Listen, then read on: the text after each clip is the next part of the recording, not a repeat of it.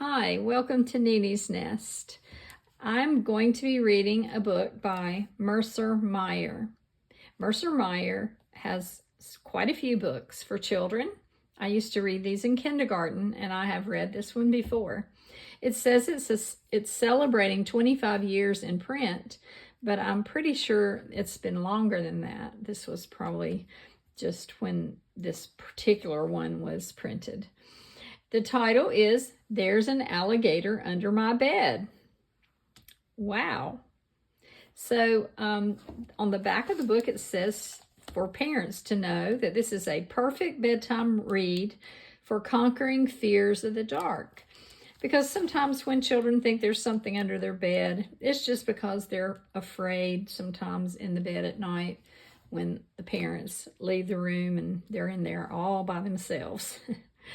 But let's find out what happened to this boy, and we'll go right to the first page and take a look at the boy, his bed. He's got a plank under his arm, a piece of wood, and it says, there used to be an alligator under my bed. When it was time to go to sleep, I had to be very careful.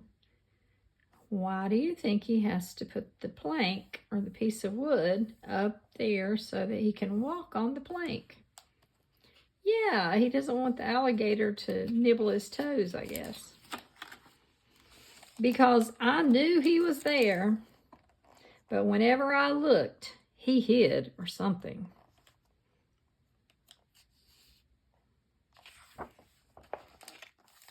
So I'd call my mom and dad,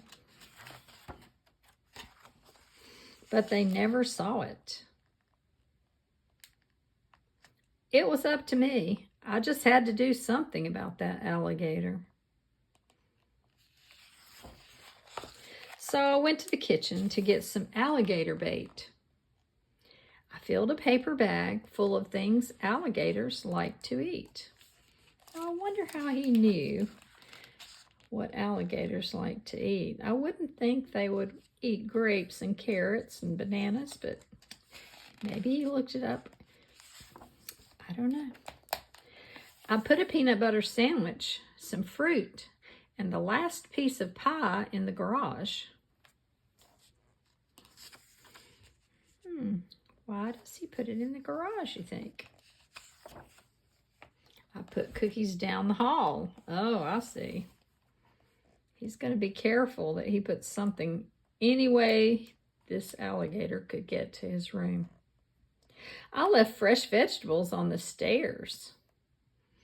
There's corn and tomato and broccoli and carrots.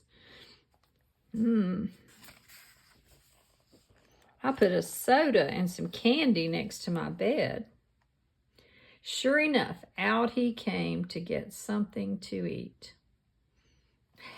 Look where he's standing.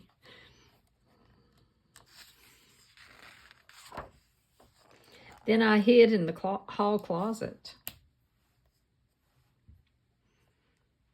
I followed him down the stairs, and you notice he's eaten everything that was left on the stairs. I followed him down the hall. And here go the cookies or muffins. I can't tell which those are.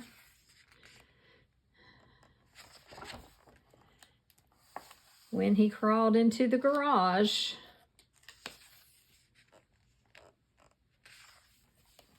I slammed the door and I locked it. Then I went to bed. There wasn't even any mess to clean up. Now that there is an alligator in the garage, I wonder if my dad will have any trouble getting in his car tomorrow morning.